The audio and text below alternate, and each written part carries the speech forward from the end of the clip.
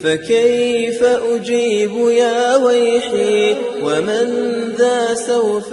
تو امام حسین رضی اللہ تعالی عنہ نے پہلے اپنے خیمے میں اپنے گھر کی عورتوں کو خطبہ دیا اور ان کو سمجھایا کہ دیکھو اگر ہم شہید بھی ہو جائیں تو تم نے رونا نہیں ہے، ماتم نہیں کرنا، اپنا گریبان نہیں پھاڑنا، اپنے سر سے چادر کو نہیں اتارنا. یہ سب نصیحتیں انہوں نے فرمائی، اور یہ اس لیے فرمائی تھی کہ رسول اللہ صلی اللہ علیہ وسلم کا سری ارشاد ان کو یاد تھا کہ آپ علیہ السلام نے فرمایا کہ لیس منا من ضرب الخدود وشق الجیوب ودعا بدعوى الجاہلیہ، کہ جو افسوس میں یا پریشانی میں یا کسی سوگ میں اپنے چہروں پر پیٹنے لگے، اپنا گریبان پھاڑ لے اور جاہلوں جیسی باتیں یعنی شکوے کے بول بولنے لگے، تو حضور علیہ السلام نے فرمایا کہ وہ میری امت میں سے نہیں ہے. تو یہی وصیت امام حسین نے اپنے گھر کی عورتوں کو سنا دی. اب اس کے بعد کیا ہوا، امام حسین رضی اللہ تعالیٰ عنہ باہر تشریف لائے. جنگ کی ابتدا تھی، دونوں نے اپنے اپنے لشکر سنبھال لیے اور ہتھیار سنبھال لیے. تو حضرت حسین رضی اللہ تعالیٰ عنہ نے پھر ان کو خطبہ دیا جو دشمن تھے، اور اس کے خطبے میں انہوں نے وہ آیتیں پڑھی جو نوح علیہ السلام نے اپنی قوم کے سامنے کہی تھی باتیں کہ تم لوگ اپنے تمام لشکروں کو جمع کر لو میرے بارے میں، اور ثم لا تنظرون، پھر تم بھلے بعد میں مجھے مہلت مت دینا لیکن غور کر لو اپنے معاملے پر. پھر یہ آیت پڑھی ان ولی اللہ الذی نزل الکتاب وہو یتولی الصالحین، کہ میرا مددگار تو وہ اللہ ہے جس نے قرآن اتارا ہے اور وہی نیک لوگوں کو سنبھالنے والا ہے. جب یہ آیات گھر کی خواتین نے خیمے میں سنی تو ان کو یوں محسوس ہونے لگا کہ بس اب امام حسین رضی اللہ عنہ شہادت کے بہت قریب چلے گئے. تو اندر سے کچھ تھوڑی سی رونے کی آواز باہر آئی. تو امام حسین رضی اللہ تعالیٰ عنہ نے اپنے بھائی حضرت عباس کو اندر بھیجا اور کہا کہ جاؤ ان کو جا کر سمجھاؤ کہ تمہاری آواز باہر نہ آئے، ابھی تو تمہیں سمجھایا ہے. اور پھر حضرت حسین رضی اللہ عنہ نے فرمایا اللہ عبداللہ بن عباس پر رحم کرے، انہوں نے مجھے بہت اچھا مشورہ دیا تھا کہ اپنے ساتھ خواتین کو مت لے کر جاؤ، لیکن جو اللہ کو منظور تھا ہونا وہ تو ہو کر رہا. اب جنگ شروع ہونے لگی تو ادھر ان لوگوں نے ان حضرات کو بھڑکانے کے لیے کیا عمل کیا کہ آلے جو رسول تھے اور سادات تھے ان کی شان میں گستاخیاں شروع کی. ایک بدبخت کہنے لگا تم میں حسین ہے؟ تو حضرت حسین رضی اللہ عنہ نے فرمایا ہے. تو کہنے لگا اچھا پھر اس کو دوزخ کی خوشخبری سنا دو. یہ کتنی بری اور کتنا بڑی بات تھی. تو حضرت حسین رضی اللہ تعالیٰ عنہ نے فرمایا تو کون ہے؟ اس نے اپنا نام بتایا. تو امام حسین رضی اللہ عنہ نے فرمایا اے اللہ اب تو اس کو دوزخ کی طرف کھینچ لے.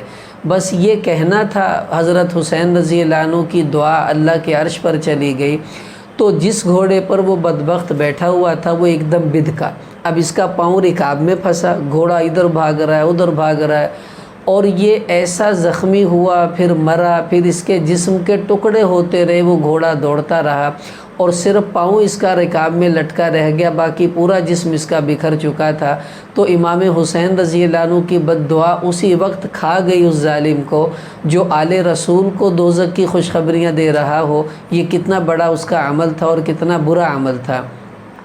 اب انہوں نے ابتدا کی کہ تیر چلایا تھا امام حسین رضی اللہ عنہ پر. اس کے بعد حضرت حسین رضی اللہ تعالیٰ عنہ کا ایک بڑا خوبصورت بیٹا تھا جس کا نام تھا عبداللہ، اور بعض سیرت کی کتابوں میں، تاریخ کی کتابوں میں عبید اللہ ہے، بہرحال عبداللہ راجے ہے.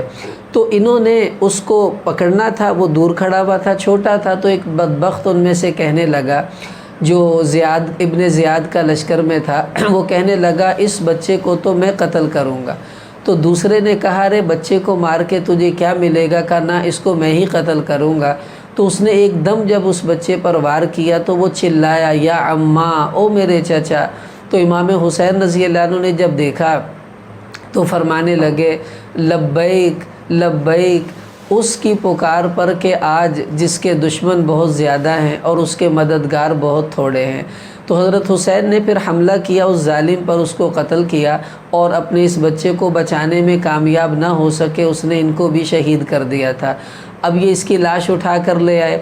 پھر حضرت حسین رضی اللہ عنہ کا دوسرا بیٹا جس کا نام علی اکبر تھا، یہ آگے بڑھے، انہوں نے اشعار پڑھے اور شعر کہنے لگے، انا ابن الحسین ابن علی ونحن اولا منکم بالنبی، کہ میں حسین بن علی کا بیٹا ہوں اور ہم رسول اللہ صلی اللہ علیہ وسلم سے نسبت میں تم سب سے زیادہ قریب ہیں۔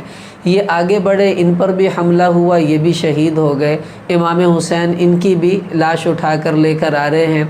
حضرت قاسم حضرت حسن رضی اللہ عنہ کے بیٹے تھے، حضرت حسین کے بھتیجے، پھر ان پر حملہ ہوا۔ یہ بڑے خوبصورت تھے، تو جب ان پر حملہ ہوا انہوں نے بھی پکارا یا عمّا، لیکن اس وقت امام حسین رضی اللہ عنہ خود بہت زیادہ زخمی ہو چکے تھے اور فرمانے لگے، اے میرے بھتیجے، آج تو تیرا چچا خود بہت لاچار ہو چکا ہے، بے بس ہو چکا ہے۔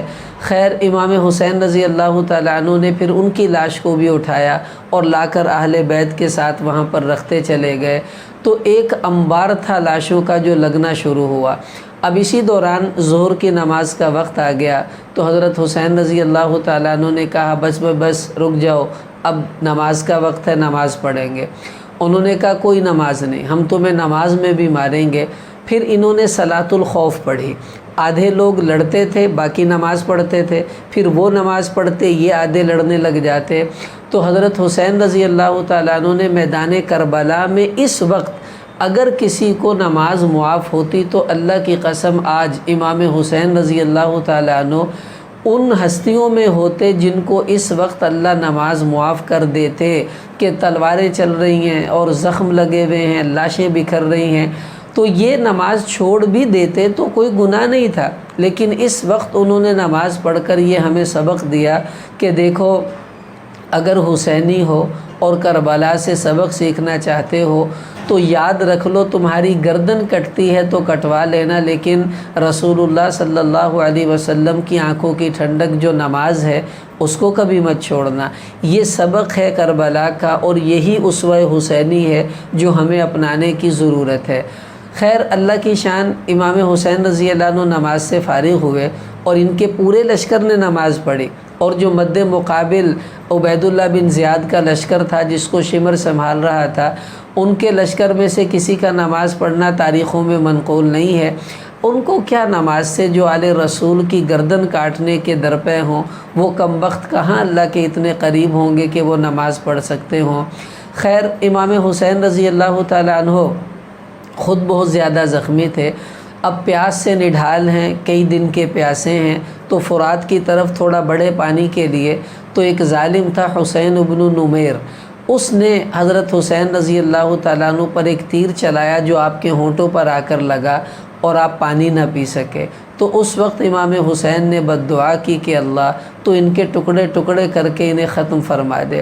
پھر جو چھوٹا عبداللہ تھا جب ان کو ہاتھ میں لیا ہوا تھا تو ایک ظالم نے تیر چلا کر جب ان کو شہید کیا تو حضرت حسین نے اس کا خون لے کر ایسے بلند کیا اور کہا اے اللہ اب تو ہی فیصلہ فرما ان لوگوں کا جن ظالموں نے ہمیں خط لکھ کر بلایا اور بعد میں یہ ہمارا ساتھ ہی چھوڑ گئے۔ اب یہ نیچے ہو رہا ہے کربلا کے میدان میں، اور اوپر پہاڑوں پر وہ کربلا کے لوگ کھڑے ہوئے ہیں جو کوفہ والے تھے جنہوں نے خط لکھے امام حسین کو وہاں بلایا، اور ان میں سے کوئی ایسا نہیں ہے جو نیچے آ کر آج آل رسول کی مدد کر دیتا۔ یعنی یہ وہ بے وفا لوگ تھے جنہوں نے بلایا تو صحیح لیکن سنبھالا نہیں، جنہوں نے میزبانی کی پیشکش تو کی لیکن میزبانی کا حق ادا نہیں کیا۔ کسی نے کہا بھی کہ نیچے اتر کر حسین کی مدد کرو، لیکن کسی کے کان پر جوں نہ رینگی، اور امام حسین اکیلے رہ گئے، سب ساتھی ان کے شہید ہو گئے۔ اب یہ کربلا کا میدان ہے، حسین اکیلا کھڑا ہوا ہے، سامنے کتنا بڑا مجمع ہے۔ اب ہر کوئی ڈر رہا ہے کہ اگر ہم نے حسین پر تلوار اٹھائی اور ان کو شہید کیا تو میرا ہی نام لگے گا، وہ ہر کوئی پیچھے پیچھے ہونے لگا۔ اللہ کی شان، امام حسین رضی اللہ تعالیٰ عنہ کی طرف 8-8 10-10 آدمی بڑھتے، اور تاریخ نے یہ منظر پہلی بار دیکھا کہ ایک آدمی وہ جس لشکر کی طرف دوڑتا ہے وہ پیچھے بھاگتے ہیں، یہ ان کے وہ آگے ہیں، یہ ان کے پیچھے پیچھے ہیں۔ ادھر کو منہ کرتے ہیں، وہ آگے بھاگتے ہیں، یہ ان کے پیچھے دوڑ رہے ہیں، ایک آدمی سے پورا لشکر ڈر رہا ہے۔ تو شمر بدبخت نے جب یہ سارا منظر دیکھا، وہ سمجھ گیا کہ کوئی بھی اس طرح نہیں کرے گا، تو اس نے سب کو کہا کہ اکٹھے ہو کر حملہ کرو ایک دم، تاکہ پتہ ہی نہ چلے کس نے کیا کیا۔ تو پھر سب ظالموں نے اکٹھے حملہ کیا۔ تو ان میں سنان بن مالک ایک بدبخت تھا، اس نے امام حسین رضی اللہ عنہ پر بڑی کاری ضرب لگائی اور حسین رضی اللہ تعالیٰ عنہ زمین پر گرے۔ اور خولی بن یزید جو تھا، اس نے پھر امام حسین رضی اللہ تعالیٰ عنہ کی گردن جو ہے وہ اتاری۔ شہادت سے پہلے حضرت حسین رضی اللہ تعالیٰ عنہ نے اپنے خیمے میں جب گئے ہیں تو انہوں نے خواتین سے کہا کہ مجھے کوئی پرانا سا کپڑا دے دو، چادر، میں وہ پہن لوں، مجھے خطرہ ہے یہ لوگ میرے کپڑے اتاریں گے تو پرانا کپڑا دیکھ کر چھوڑ دیں گے کہ اس کا کیا کرنا ہے، اور قیمتی چیزیں اتاریں گے۔ تو نیچے وہ پرانا پہنا، اوپر قیمتی لباس پہنا، اور ایسا ہی ہوا۔ شہادت کے بعد ان بدبختوں نے سارا لباس اتارا، لیکن وہ جو پرانی چادر تھی اس کو وہیں پر رہنے دیا، جس سے ان کا ستر جو تھا وہ چھپا رہا۔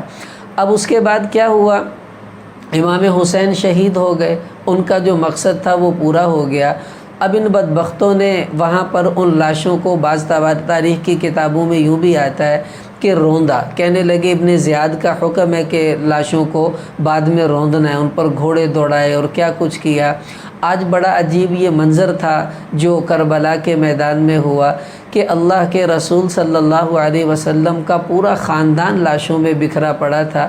اب آپ دیکھ لیں، حضرت علی دنیا کے مظلوم ترین انسان ہیں کہ ان کے 7 بیٹے میدان کربلا میں شہید ہوئے ہیں۔ ایک تو امام حسین تھے، پھر ان کے بیٹے، ایک کا نام محمد تھا، ایک کا نام ابو بکر تھا، ایک کا نام عثمان تھا، ایک کا نام عباس تھا، ایک کا نام جعفر تھا، اور ایک کا نام عبداللہ تھا۔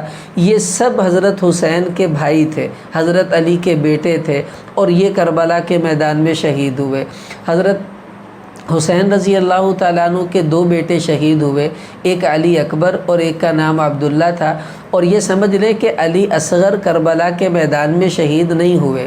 اس کی وجہ یہ ہے کہ علی اصغر، جن کو امام زین العابدین کہا جاتا ہے، یہ 23 سال ان کی عمر تھی جب یہ کربلا کے میدان میں گئے، لیکن یہ اتنے سخت بیمار تھے کہ مقابلے کے لیے خیمے سے باہر نہیں آئے، اس وجہ سے یہ شہید بھی نہیں ہوئے اور ان کو کچھ کہا بھی نہیں گیا تھا۔ اور حضرت حسن رضی اللہ عنہ کے 3 بیٹے کربلا کے میدان میں شہید ہوئے، ایک کا نام جو تھا وہ قاسم تھا، ایک کا نام ابو بکر تھا، اور ایک کا نام جو تھا وہ عبداللہ تھا۔ عبداللہ بن جعفر رضی اللہ عنہ کے 2 بیٹے شہید ہوئے تھے، اون اور محمد۔ یوں کربلا کے میدان میں جو حضور کا خاندان تھا، سادات، ان کے 18 افراد جو تھے وہ شہید ہوئے ہیں، اور امام حسین کے کل 72 ساتھی تھے جو اہل بیت ملا کر باقی تھے، اور ان کے 88 آدمی جو تھے وہ مارے گئے، ان کے 72 افراد شہید ہوئے، میدان کربلا ختم ہو گیا۔ اب اس کے بعد کیا ہوا کہ جو خیمے میں خواتین تھیں ان کو بھی پکڑ لیا گیا۔ قیدی بنانے کی شکل تو ایسی تھی کہ بس ان کو گھیراؤ میں لیا گیا، اور پھر ان کو اور امام حسین رضی اللہ تعالیٰ عنہ کا سر کاٹ کر انہوں نے نیزے پر چڑھا دیا۔ اب جب سر کو بلند کیا ہے نیزے پر، تو اللہ نے اس وقت ایک عجیب قانون دکھایا۔ وہ قانون کیا تھا؟ وہ قانون یہ تھا کہ دیکھو، ساری لشکر جو تھا ابن زیاد کا، وہ حسین کو نیچا دکھانے آیا تھا، لیکن جب حسین کا سر اوپر بلند ہوا نیزے پر، تو اللہ نے دکھایا، دیکھو آج بھی حسین تم سب سے بلند ہے، تم اس کو نیچا دکھانے آئے، اللہ نے اس کو اوپر کر دیا، تو حسین شہید ہو کر بھی جیت گیا، اور تم ان کو شہید کر کر بھی ہار گئے، کیونکہ جیت اسی کی ہوا کرتی ہے جس کا نام باقی رہتا ہے، اور آج ساری دنیا جانتی ہے نام کس کا باقی ہے۔ اچھا، اب یہاں تھوڑا سا سمجھیں، یزید بیٹھا ہوا ہے شام میں، اس کو نہیں پتہ کربلا میں کون سی قیامت گزر گئی ہے، کیونکہ کوئی رابطہ نہیں، فون نہیں ہے، کوئی موبائل نہیں ہے، کوئی ایسی چیز نہیں ہے۔ اور ابن زیاد جو تھا یہ بیٹھا ہوا ہے کوفہ میں، اور لڑائی ہو رہی ہے کربلا میں، فاصلہ بہت زیادہ ہے، اس کو بھی نہیں پتہ کہ ادھر کیا جو ہے قیامت ٹوٹ رہی ہے، لیکن اس نے حکم دیا ہوا تھا کہ یہ سارا کر لیں۔ یزید نے ابن زیاد کو یہ نہیں کہا تھا کہ حسین کو شہید کر دینا، حسین کو مار دینا۔ یہ کہا تھا کہ حسین کو روک لینا ہے یا گرفتار کر لینا ہے۔ اب اس ظالم نے اپنی طرف سے بغیر یزید کے کہے، ابتدا میں یزید کا حکم نہیں تھا، یہ تاریخ کے اندر موجود ہے، لیکن اشارے موجود ہیں کہ یزید نے اگرچہ امام حسین رضی اللہ عنہ کے قتل کا حکم تو نہیں دیا، لیکن مسلم بن عقیل کے قتل پر جو اظہار خوشی کیا تھا وہ اشارہ تھا کہ اگلے بھی ہو جائیں گے تو کوئی مسئلہ نہیں ہے، لیکن بہرحال کوئی پختہ دلیل ایسی نہیں ہے جس میں کچھ ایسا ملے۔ اب ابن زیاد نے اپنی طرف سے جو یہ بازار گرم کیا خون کا، تو اللہ اس کو برباد کرے، اور وہ ہوا بھی۔ اس کے بعد یہ سب کوفہ پہنچ گئے۔ اب حضرت حسین رضی اللہ تعالیٰ عنہ کی خاندان کی خواتین بھی کوفہ میں آ گئیں عبید اللہ بن زیاد کے دربار میں، اور امام زین العابدین جو حضرت حسین کے بیٹے تھے، ایک ہی بچے تھے مرد جو کربلا میں تھے، یہ بھی وہاں پر آئے۔ تو جب وہاں پہنچے تو آنے کے بعد انہوں نے دیکھا تو اس نے عبید اللہ بن زیاد نے امام حسین رضی اللہ عنہ کا سر جب اس کے سامنے رکھا گیا تو اس کم بخت نے امام حسین رضی اللہ عنہ کے بالوں پر جو تھا وہ لکڑی سے اس کو دیکھا۔ تو چونکہ حضرت حسین رضی اللہ تعالیٰ عنہ بالوں میں خضاب لگاتے تھے تو کہنے لگا واہ واہ، ابو الحسن ان کی جو ہے وہ کنیت تھی، تو کہنے لگا کہ ان کے تو بال جو ہیں، ابو عبداللہ کے بال تو جو ہیں وہ سفید ہو گئے ہیں، جس کی وجہ سے انہوں نے وہ خضاب لگایا ہوا ہے۔ پھر اس کے بعد اس نے جو چھڑی تھی وہ امام حسین رضی اللہ عنہ کے ہونٹ پر لگائی اور کہنے لگا کیا خوبصورت حسن ہے، کیا پیارا چہرہ ہے۔ مانتا تو تھا لیکن اندر کا بغض اور اندر کی نفرت اس نے اپنا کام دکھایا۔ تو اس کے دربار میں ایک صحابی تھے حضرت انس رضی اللہ تعالیٰ عنہ، وہ بیٹھے ہوئے تھے، تو انہوں نے کہا اوت بدبخت، اپنی چھڑی پیچھے ہٹا، میں نے رسول اللہ صلی اللہ علیہ وسلم کو کئی بار دیکھا کہ آپ حسین کے ہونٹوں پر بوسہ دے رہے تھے، پیچھے کر اپنی چھڑی کو۔ تو یہ عبید اللہ بن زیاد کم بخت کہنے لگا اگر تم صحابی نہ ہوتے، تمہاری بزرگی کا خیال نہ ہوتا تو میں تمہیں بھی مروا دیتا۔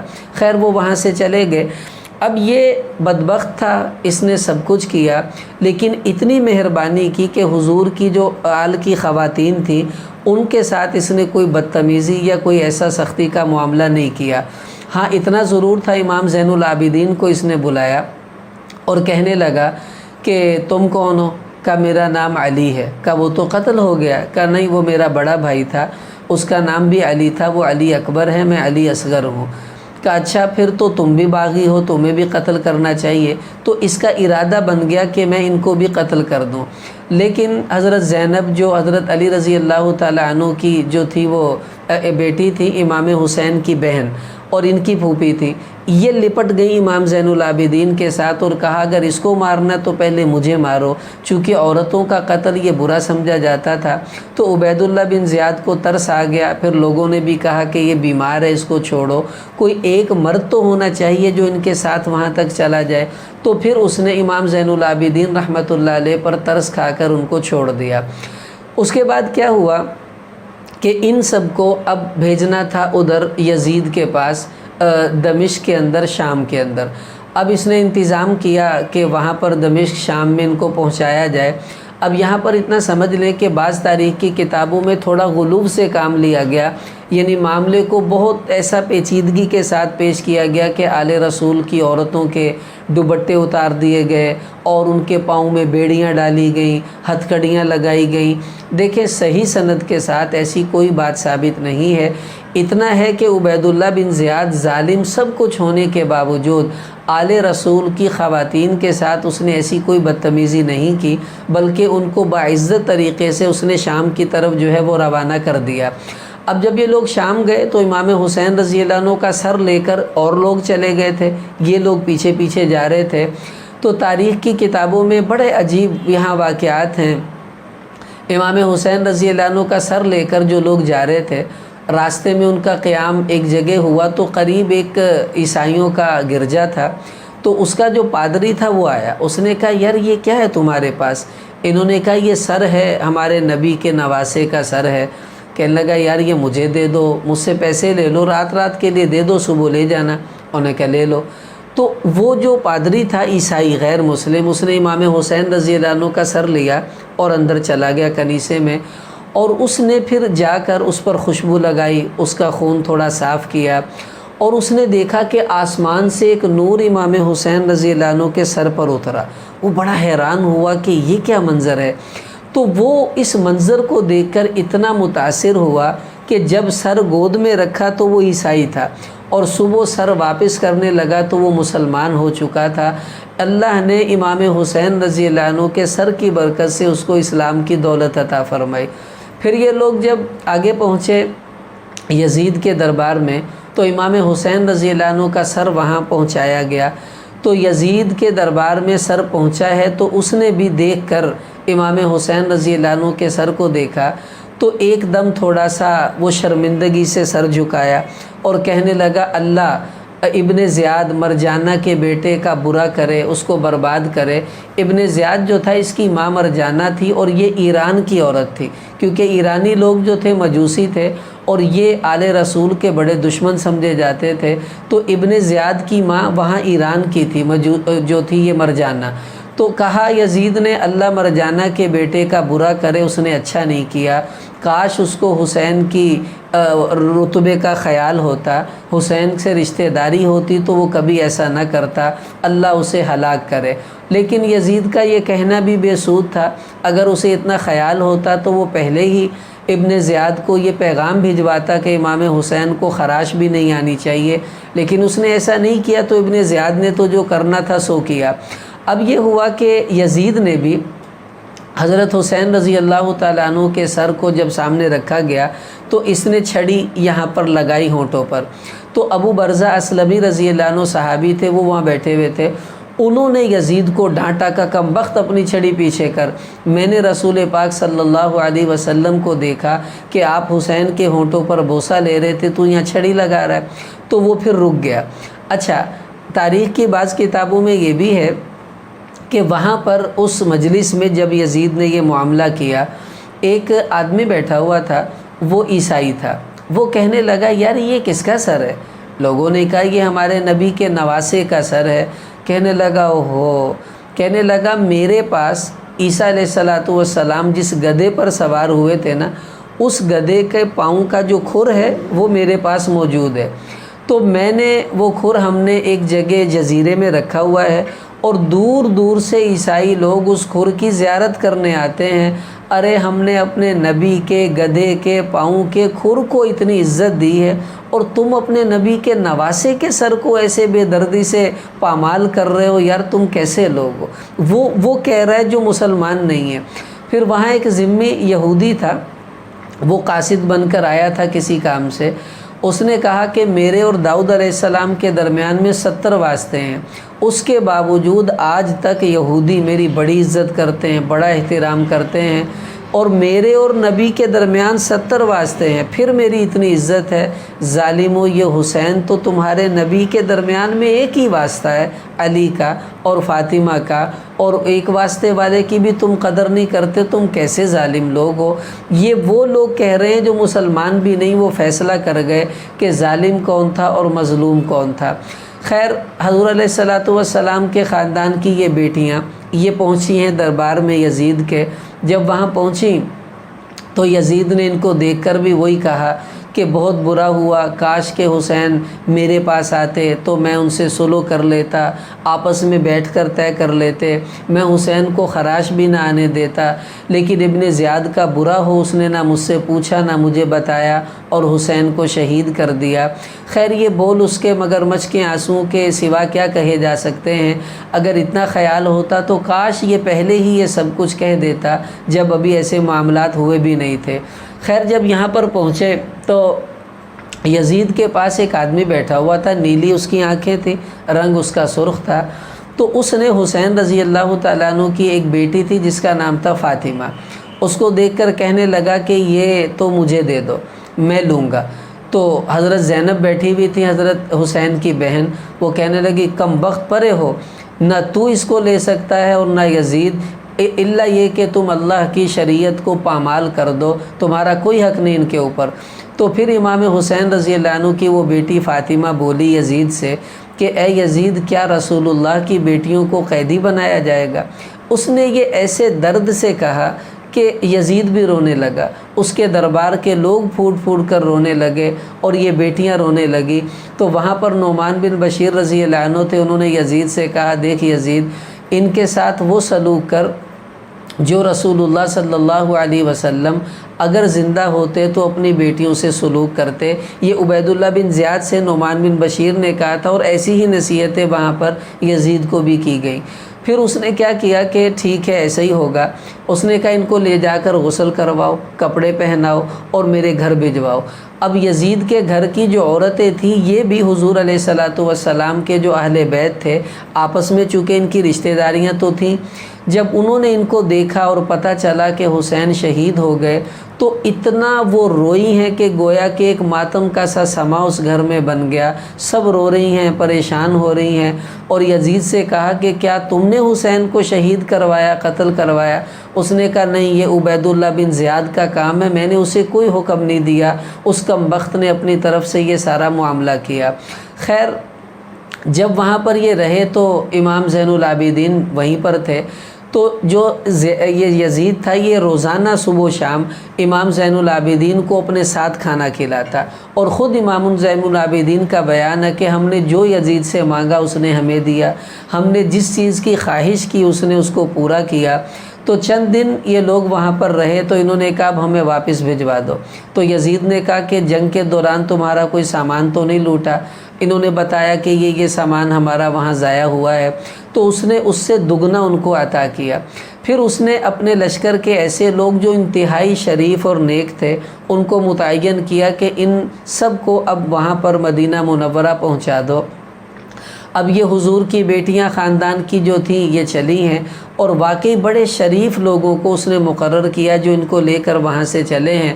اب جب یہ لوگ وہاں مدینہ پہنچے تو مدینہ منورہ عورتیں آئی ہیں، ایک امام زین العابدین ہیں، باقی سارے 72 افراد شہید ہو چکے۔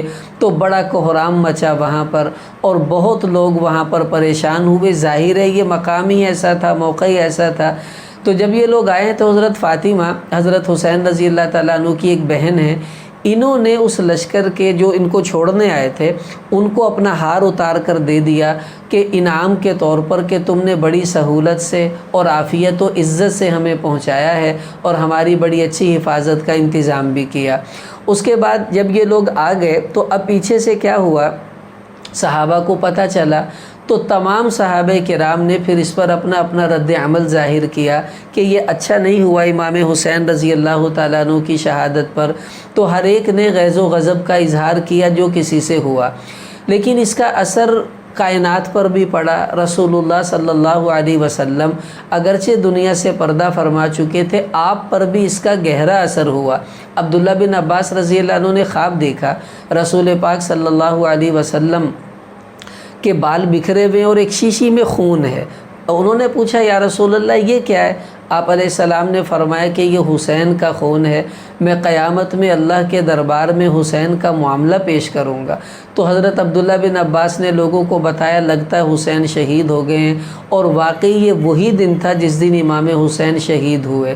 پھر حضرت ام سلمہ رضی اللہ عنہ نے خواب دیکھا حضور علیہ السلام کے بال بکھرے ہوئے ہیں، مٹی ہے، اور آپ بڑے پریشان ہیں۔ کہا یا رسول اللہ کیا ہوا؟ کہا حسین شہید ہو گیا اور میں وہیں پر تھا۔ اگرچہ خوابوں پر شریعت کا مدار نہیں ہوتا، لیکن اس واقعے کا اثر آپ دیکھیں کہ اللہ نے کیسا دکھایا۔ حضور کو کتنا دکھ ہوا اپنے اس نواسے کا جس کو آپ چوما کرتے تھے، جس سے پیار کیا کرتے تھے، جس کو کمر پر بٹھا کر حضور جھولے دیا کرتے تھے، جس کو کندھوں پر بٹھا کر آپ کھلایا کرتے تھے۔ آج اللہ کے رسول کا وہ لاڈلا نواسا شہید کر دیا گیا۔ اور یہ ہوا، بعض روایتوں میں آتا ہے کہ آپ نے پہلے ہی ام الفضل حضرت عباس کی بیوی ہیں، انہوں نے ان کو حضور نے بتایا رو کر کہ مجھے جبریل نے خبر دی ہے کہ میرے اس بیٹے کو شہید کر دیا جائے گا۔ تو وہ اثر اللہ کے رسول صلی اللہ علیہ وسلم پر بھی پڑا، بلکہ ایک بدبخت ایسا تھا جو امام حسین رضی اللہ عنہ کے قتل میں شریک تھا۔ تو وہ صبح اٹھا تو اندھا ہو گیا۔ لوگوں نے پوچھا کیا ہوا؟ کہنے لگا رات حضور علیہ السلام میرے خواب میں آئے، حسین رضی اللہ عنہ کا خون آپ نے شیشی میں لیا اور سلائی ڈال کر خون کی میری آنکھوں میں ڈالی، میں نابینا ہو چکا ہوں۔ تو یہ اثر اللہ کے حبیب پر امام حسین کی شہادت کا تھا، اور تاریخ کی کتابوں میں لکھا اس کے بعد سورج جب نکلتا تھا کئی دن ایسے لگتا تھا جیسے سرخی لے کر نکل رہا ہے، اور وہ خون کا رنگ سورج میں نظر آتا تھا۔ اور بعض تاریخ کی کتابوں میں تو ایسا بھی لکھا ہے کہ کربلا کے میدان کے کسی پتھر کو بھی اٹھاتے تو نیچے سے خون کے کوئی نہ کوئی چھینٹے نظر آتے تھے۔ یہ اثر اللہ نے کائنات کے اندر جو تھا وہ ڈالا۔ لیکن اللہ تعالیٰ کی لاٹھی بے آواز ہے، تو کیا ہوا اگر یزید نے یہ سب کر لیا اور یہ سب کچھ ہو گیا؟ اب یہاں پر وہ لوگ کون سا بعد میں بچے؟ پھر اللہ نے ایک ایک ظالم کو پکڑا۔ ایک آدمی جس نے امام حسین کے تیر مارا تھا ادھر اور پانی پینے سے روک دیا تھا، اللہ کی شان، اس کو ایسی پیاس اللہ نے لگائی، وہ پیتا گیا پیتا گیا پیتا گیا اور پیاس نہ بجھی، حتیٰ کہ اس کا پیٹ پھٹ گیا اور وہ مر گیا۔ ایک ظالم نے امام حسین رضی اللہ عنہ کو فرات کے میدان کی طرف بڑھنے سے روکا، اللہ نے اس کو ایسی پیاس لگائی، وہ پیتا الٹی آ جاتی، پیتا الٹی آ جاتی، اسی قے کرتے کرتے وہ مرا۔ ایک ظالم جو تھا جس نے امام حسین رضی اللہ تعالی عنہ کے کپڑے اتارے، اللہ نے اس ظالم کو جلد کی بیماری میں مبتلا کر دیا، کوڑ کا مرض ہوا، اس کا جسم گل گل کر نیچے گرا، اسی حالت میں وہ مرا۔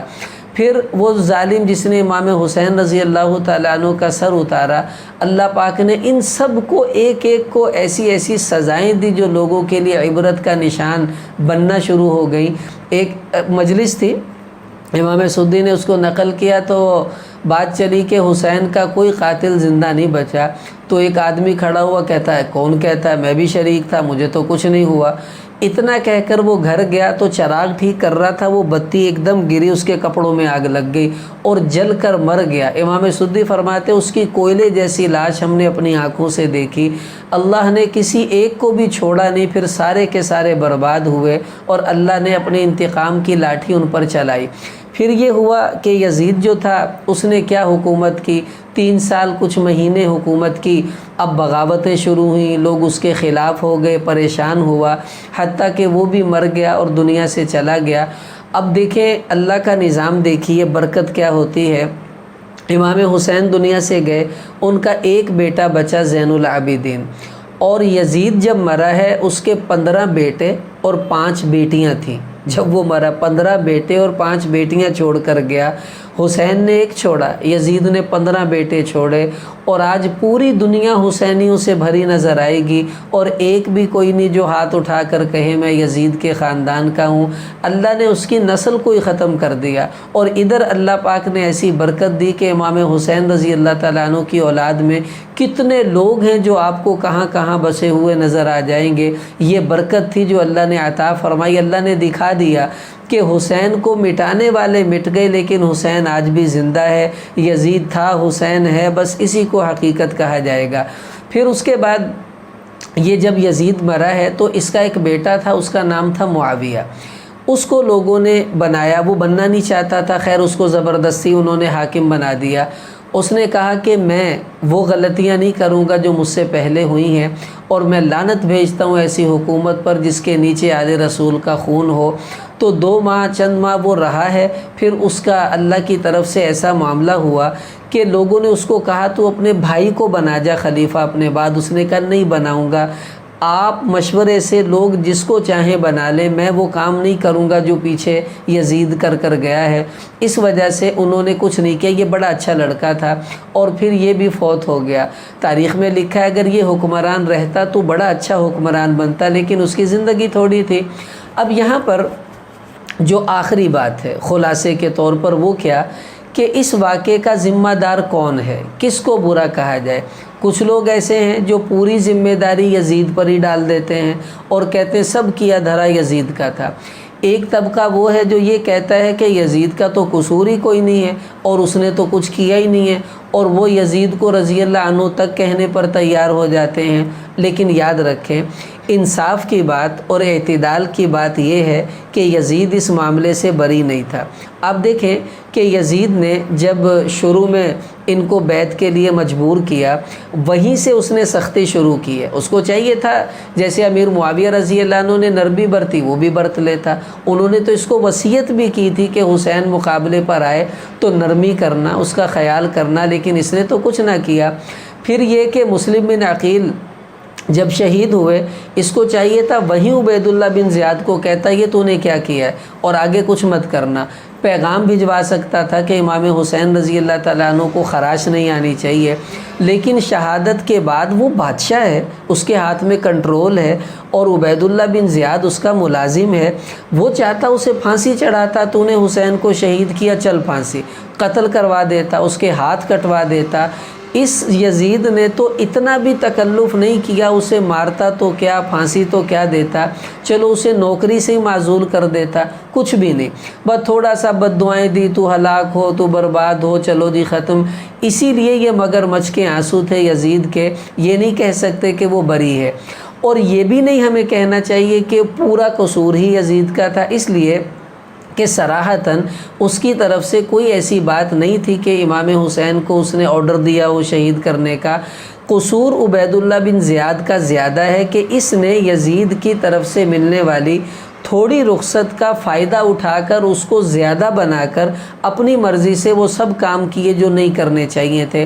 تو یوں سمجھ لے ابتداء میں تو یزید کا قصور نہیں، عبید اللہ بن زیاد کا ہے، شمر کا ہے، ان ظالموں نے مل کر یہ سارا کام تمام کیا، لیکن بعد میں یزید بھی ان کا حامی بنا جب اس نے انہیں کچھ کہا ہی نہیں اور ان کے ساتھ کوئی سزا کا معاملہ نہیں کیا، تو وہ بھی ان کا حامی بن گیا۔ تو انتہا کے اعتبار سے یہ سب برابر ہیں، ان میں کوئی فرق نہیں کرنا چاہیے، کیونکہ ظالم کا جو ساتھ دینے والا ہو، حامی ہو اور اس کے بارے میں نرم رویہ رکھنے والا ہو، وہ کون سا ظالم نہیں کہلاتا، وہ بھی تو ظالم کہلاتا ہے۔ تو عبید اللہ بن زیاد اگر ظالم ہے تو یزید بھی کم نہیں تھا، وہ بھی اس کے ساتھ برابر کا شریک رہا ہے۔ تو اعتدال کی رائے یہ ہے کہ یزید کو مجرم تو مانا جائے گا، لیکن اس وجہ سے اس کو کافر نہیں کہا جائے گا، فاسق، فاجر، لعنتی کچھ کہہ لیں، لیکن اس کو کافر نہیں کہہ سکتے، کیونکہ کفر کے لیے الگ شرائط ہوا کرتی ہیں۔ باقی جو بھی برے لفظ اس کو کہنا چاہیں وہ کہہ سکتے ہیں۔ ہمارے اہل سنت والجماعت علماء دیوبند کا یہی عقیدہ ہے کہ ہم یزید کو کافر نہیں کہتے اور اس کو اچھا بھی نہیں کہتے، فاسق، فاجر، گنہگار، اور اس کو ہمارے بعض بزرگوں نے تو یزید پلید اور یزید لعنتی تک کہا ہے، اس لیے ہم بھی ان کی اتباع میں یہ کہہ دیں تو کوئی حرج کی بات نہیں ہے، لیکن کافر نہیں کہہ سکتے۔ اگلی بات یہ بھی یہاں پر سمجھ لیجئے کہ امام حسین رضی اللہ تعالیٰ عنہ کی شہادت میں جو مین بندے ہیں یہ تھے کون لوگ؟ یہ کم بخت وہی تھے جو امام حسین رضی اللہ عنہ کو شہید کروانا ہی چاہتے تھے۔ آپ دیکھیں شمر جس نے سب سے زیادہ بدبختی کا مظاہرہ کیا، یہ کون تھا؟ یہ جنگ صفین میں حضرت علی رضی اللہ تعالیٰ عنہ کا ساتھی تھا، ان کے ساتھ مل کر حضرت امیر معاویہ کے مقابلے پر لڑائی کرنے آیا تھا۔ تو آل رسول کا اتنا یہ ساتھ دے رہا ہے کہ حضرت علی کے ساتھ شریک ہے، اور یہی شمر اسی علی کے پوتے کی گردن اتار رہا ہے، بیٹے کی، امام حسین کی۔ اب آپ سمجھ لیں کہ باپ کا ساتھ دے رہا ہے، بیٹے کی گردن اتار رہا ہے، تو یہ مطلب ہوا کہ یہ وہاں بھی سازشوں میں مصروف تھا اور یہاں سازشوں کے بعد کھل کر سامنے آ گیا کہ میں اس لیے ساتھ دے رہا تھا۔ اسی لیے میں نے شروع میں عرض کیا تھا کہ ایک فرقہ ایسا رہا ہے جو آل رسول کا دشمن تھا، لیکن لبادہ انہوں نے محبت رسول کا اڑا ہوا تھا، اور وہی لوگ کھل کر سامنے آئے ہیں۔ حجاج بن عمر تھا یا عمر بن حجاج، یہ وہ تھا جس نے مسلم بن عقیل کے ساتھ مل کر عبید اللہ بن زیاد کے قلعے پر حملہ کیا، یعنی آل رسول کے ساتھ مل کر وہاں پر حملہ کرنے گئے، پھر غائب ہو گئے، اور یہی امام حسین کے قاتلوں میں شریک ہے اور وہ شامل ہے، اس نے بھی امام حسین رضی اللہ عنہ کا مقابلہ کیا۔ یعنی مسلم بن عقیل کا ساتھ دے رہے ہیں اور حسین کے مقابلے پر کھڑے ہیں۔ ایسے بڑے بدبخت تھے جنہوں نے مل کر حضرت حسین کو بلایا بھی، پھر ان کو مروایا بھی اور ان کو شہید کرنے میں پیش رہے۔ تو یہی وہ لوگ تھے جو کبھی بھی مخلص نہیں رہے، نہ رسول پاک صلی اللہ علیہ وسلم سے، نہ آپ کے خاندان سے، نہ آپ کے صحابہ سے، اور آج تک وہ لوگ اسی روش پر قائم ہیں کہ آل رسول اور اصحاب رسول کو الگ الگ شمار کر کے ان کے ماننے والوں میں لڑائی، فرقہ فساد وہ اپناتے ہی رہتے ہیں۔ اس لیے ہمیں ایسے لوگوں سے بچنا چاہیے۔ ہم اللہ کے حبیب کی بھی محبت کرنے والے ہوں، آپ کے خاندان سے بھی محبت کریں، آپ کے صحابہ سے بھی محبت کریں، اور جو ہو چکا ہے بس اس کو سبق کے طور پر سیکھیں کہ اب ہمیں اس سے سبق لینا ہے کہ ہمیں سازشوں کا شکار نہیں ہونا چاہیے۔ اور امام حسین رضی اللہ تعالی عنہ کا جو نظام تھا عدل کا، انصاف کا، جو وہ لانا چاہتے تھے ہم اس کے لانے کی کوشش کرتے رہیں۔ اور یاد رکھ لیں کہ حسینی یہ فلیکسیں لگانے سے حسینی نہیں بنتے، خاک پائے رسول اور محب رسول۔ حسینی وہ ہوتا ہے جو حسین جیسا بن کر چلے۔ ہمارے ایک استاذ تھے، وہ کہنے لگے میں ایک جگہ جا رہا تھا تو میرے ساتھ ایک بندہ بیٹھ گیا، ملنگ سا تھا، تو میں نے دیکھا کہ وہ بیٹھا ہوا ہے، تو ہمارے استادوں کی پگڑی داڑھی ماشاءاللہ وہ تو بزرگ تھے، تو وہ کہنے لگا کہ او مولوی تو حسین نو مننا ہے، حسین نہ محبت کرنا ہے؟ تو کہتے میں نے کہا ہاں میں کرتا ہوں۔ کہا کیسے کرتے ہو؟ میں نے کہا دیکھو میں نے سنا حسین کی پگڑی تھی، میں نے پگڑی باندھی، میں نے سنا حسین کی داڑھی تھی، میں نے داڑھی رکھ لی، میں نے سنا حسین نمازی تھا، میں نے نماز پڑھنا شروع کر دی، میں نے سنا حسین قاری تھا، میں نے قرآن پڑھنا شروع کر دیا۔ تو بتا تو کیسے حسین سے محبت کرتا ہے؟ نہ تیری داڑھی، نہ ٹوپی، نہ لین، نہ دین۔ وہ آگے سے کہنے لگا اوے مولویا پھر تینوں پتہ ہی نہیں محبت کہندے کنوں ہے، یعنی تجھے نہیں پتہ محبت کہتے کس کو، پتہ نہیں وہ کون سی محبت ہے بھائی۔ محبت اطاعت سے ظاہر ہوتی ہے، نعرے مارنے سے نہیں ہوتی۔ لنگر کھا لیا، پانی پی لیا اور جناب تھوڑا سا وہ فلیکسیں لگا دی اور تھوڑا بہت افسوس، چلو جی حسینیت نہیں۔ حسینیت حسین کو ماننے کو کہتے ہیں۔ حسین نمازی تھا، آج کے بعد نیت کریں نماز نہیں چھوڑیں گے۔ حسین تقوی والا تھا، ہم نیت کریں گناہوں سے بچیں گے۔ حسین رضی اللہ تعالی عنہ نے حضور کی کوئی سنت کبھی نہیں چھوڑی، ہم نیت کریں کوئی سنت نہیں چھوڑیں گے۔ حسین نے حق پر ڈٹ کر دکھایا کہ باطل کا مقابلہ کیسے ہوتا ہے، ہم بھی حق پر ڈٹ کر باطل کا مقابلہ کرنا سیکھیں۔ حسین نے دین کے لیے خاندان قربان کیا، ہم بھی قربان کرنا سیکھیں۔ امام حسین رضی اللہ تعالیٰ عنہ نے بتا دیا کہ ظالم کا ساتھ نہیں اس کا مقابلہ کیا جاتا ہے، ہم بھی ظالم کا ساتھ نہ دیں، اس کا مقابلہ کریں۔ یہ حسینیت ہے۔ اور میں اپنی منواؤں گا، جو مرضی ہو میں کر کے دکھاؤں گا، اس کو یزیدیت کہتے ہیں۔ نہ صحیح دیکھنا نہ غلط، نہ حلال دیکھنا حرام، اور اپنی مرضی اور ڈٹائی سے چلنا، اس کو یزیدیت کہتے ہیں۔ تو ہم یزیدی نہیں، ہم حسینی ہیں، حسینی بن کر زندگی گزاریں۔ اور یاد رکھیں کہ تاریخ میں بہت کچھ آپ کو ملے گا، اول فول ایسی چیزیں جس میں آپ کو صحابہ مجرم لگنے لگیں گے۔ یاد رکھ لیں وہ سب روایات ان روافظ کی گھڑی ہوئی ہیں جو آل رسول کے دشمن تھے، صحابہ کے دشمن تھے۔ انہوں نے خود ایسی کہانیاں گھڑ کر تاریخ میں شامل کر دیں جس سے لوگ صحابہ کرام اور ان کی اولادوں سے بدگمان ہو جائیں۔ آپ دیکھ لیں ابو مخنف ایک راوی ہے اور یہ رافضی ہے اور مورخ ہے۔ اس کا جو دادا یا پردادا تھا وہ حضرت عثمان رضی اللہ عنہ کے قاتلوں میں شامل تھا۔ اب آپ دیکھ لیں یہ کون لوگ ہیں، اور یہ تاریخ لکھنے والے ہیں، یہ مورخین ہیں۔ تو انہوں نے کہاں ان باتوں کو لکھنا جس سے صحابہ اور اہل بیت کی محبت ثابت ہو۔ اس لیے آپ ایسی کسی روایت پر کان نہ دھریں۔ صحابہ کو پرکھنا ہے تو حدیث سے پرکھیں، قرآن سے پرکھیں۔ تاریخ صحابہ کے پرکھنے کی جگہ نہیں ہے۔ تاریخ صرف ان چیزوں کو معاونت کے طور پر لے سکتے ہیں جو ان کے حق میں چلی جائیں، جو خلاف جائیں ان کو ہم قبول کرنے کو تیار نہیں ہیں۔ تو امام حسین رضی اللہ عنہ کی شہادت امت مسلمہ کے لیے بہت بڑا سانحہ تھا۔ اللہ تعالیٰ آج بھی اس کا اثر قائم ہے کہ لوگ حق پر ڈٹنے والے ہیں، قربانیاں دینے والے ہیں۔ اللہ ہمیں بھی قیامت میں امام حسین رضی اللہ تعالیٰ عنہ کے لشکر کے ساتھ حسینیت کی طرف جو ہے وہ کھڑا کر دے، ان کے قدموں میں جگہ عطا فرمائے۔ اللہ پاک ہمیں عمل کی توفیق عطا فرمائے۔